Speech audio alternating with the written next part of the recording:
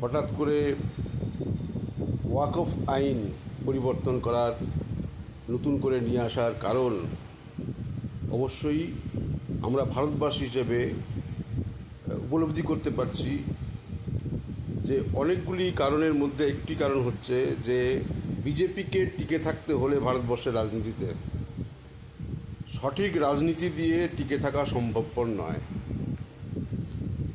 ভারতবর্ষের রাজনীতিতে আমি যে কাজ করেছি, যে কোনো সরকার তিনি চাইবেন আমি 14-15 বছর সরকারে আছি, সেই সরকারে কি কাজ করেছি তার খতিয়ান দিয়ে মানুষের মন জয় করব এবং মানুষের ভোট আমি পাব। কিন্তু বিজেপি এমন একটি সরকার তৈরি করেছে, সেই সরকার তাকে তার যে কর্মপদ্ধতি, তার যে কাজ, সেই কাজের খতিয়ান দিয়ে মানুষের কাছে তিনি মানুষের যে দোরগোড়ায় যেতে চান না। মানুষকে ধর্মের নামে বিভক্ত করে সেই ভোট দিয়ে জিতে দেশকে শাসন করার যে পদ্ধতি তারা অবলম্বন করেছে প্রথম থেকে, সেই পদ্ধতিকে চালিয়ে যাওয়ার জন্যেই আজকে আবার ওয়াকফ বিল নিয়ে এসে ভারতবর্ষের মানুষকে দ্বিধাবিভক্ত করার এক গভীর চক্রান্তে তারাও লিপ্ত হয়েছে। আমরা বলতে চাইছি রাম মন্দির, জন্মভূমি, বাবরি মসজিদ ধ্বংস, সেই এপিসোড, সেই পর্ব, রাজনীতি পর্ব শেষ হয়ে গিয়েছে। মানুষ তা দেখেছেন, রাম জন্মভূমি হয়েছে। তারপর একটার পর একটা পরিকল্পনা যে এই মসজিদের নিচে মন্দির ছিল ইত্যাদি ইত্যাদি, সেই সমস্ত মানুষ গ্রাহ্য করছেন না। এখন তার রুটি রুজির প্রশ্ন মানুষ সামনে নিয়ে আসছেন। বিগত লোকসভা নির্বাচনে সেই রায় মানুষ দিয়েছেন বিজেপির বিরুদ্ধে।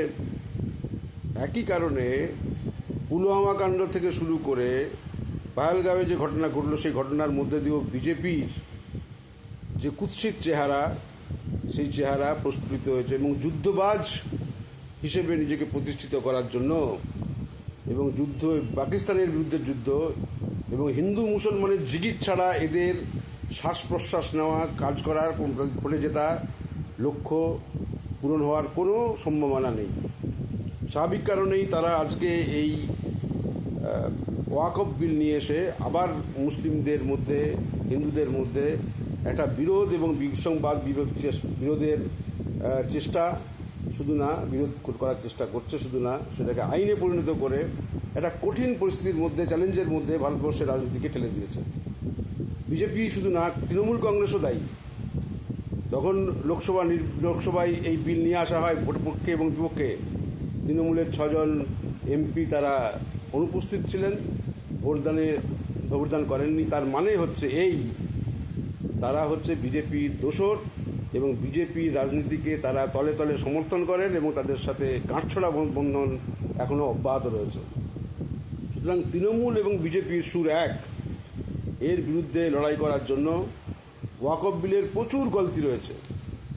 সেখানে মুসলিমদের সম্পত্তি, দেবত্ব সম্পত্তি যেমন হিন্দুদের, মুসলিমদেরও সম্পত্তি, সেই সম্পত্তি আল্লাহর নামে যারা দান করেন, সেই আইন পরিবর্তন করার নামে সেখানে যে ওয়াকফ বোর্ড রয়েছে, সেই বোর্ডের মধ্যে হিন্দুদের সংযুক্ত করা 2 জন এবং তাদের নিয়ে আসা এবং সম্পূর্ণভাবে কমিটি দখলের চক্রান্ত করা, এগুলির মধ্য দিয়ে ওয়াকফ তাদের সম্পত্তিকে নিয়ে আত্মসাৎ করার একটা পরিকল্পনা, আদানি আম্বানিকে হাতে তুলে দেওয়া এবং কায়েমি স্বার্থের হাতে তুলে দেওয়ার একটা চক্রান্ত সারা ভারতবর্ষ জুড়ে এই বিজেপি সরকার, মোদী সরকার করছে।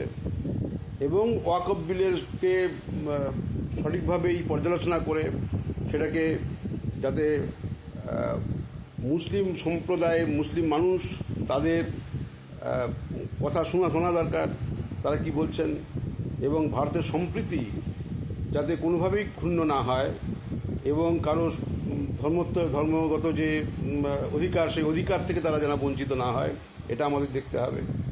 আমাদের মন্দির প্রচুর রয়েছে, প্রচুর সম্পত্তি রয়েছে হিন্দুদের। আমাদের সেই হিন্দুদের সম্পত্তিতে যদি মুসলিমদের অন্তর্ভুক্ত করা হয়, সেটা কি আমরা মেনে নিতে পারি?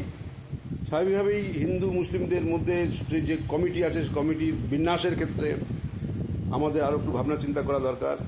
এবং মনে রাখতে হবে বিজেপি সরকার সম্পূর্ণ কুটিল, গভীর মুসলিম বিরোধী ক্যারেক্টার, তাদের যে ক্রোনোলজি, তাদের যে ডিএনএ, তাতে তারা সেই কাজই তারা করছে এবং তার বিরুদ্ধে হিন্দু মুসলিম সমস্ত মানুষকে সবার পাশে থাকতে হবে, সহনাগরিকদের পাশে, এবং সঠিকটা হোক এবং মানুষের মধ্যে বিভাজনের যে চক্রান্ত তৈরি হচ্ছে সেই চক্রান্তের বিরুদ্ধে মানুষ দাঁড়াবেন, ন্যায় নীতির পক্ষে দাঁড়াবেন। এবং ভারতবর্ষের সবচেয়ে বড় প্রশ্ন হচ্ছে হিন্দু মুসলমান ঐক্য এবং সমস্ত জাতিগত এবং ধর্মগত সমস্ত ঐক্যকে অটুট রাখা। এর বিরুদ্ধে সারা ভারতের সমস্ত নাগরিক একত্রিত হবেন। এটাই হচ্ছে সবচেয়ে বড় রাজনৈতিক পরিস্থিতি। ধর্মনিরপেক্ষতা হচ্ছে আমাদের আদর্শ। এই ধর্মনিরপেক্ষতাকে, চরিত্রকে নষ্ট করে দেওয়া নানা ধরনের ফন্দ বিক্রির পরিকল্পনা চলছে, তার বিরুদ্ধে সবাই সজাগ থাকুন। এটাই হচ্ছে আজকের দিনের সঠিক রাজনীতি। এবং সবাই থাকবেন সুবুদ্ধি সম্পন্ন মানুষ, এবং যারা বিপথে চলে গিয়েছেন তাদেরকেও ফিরে আসার জন্য অনুরোধ জানাই।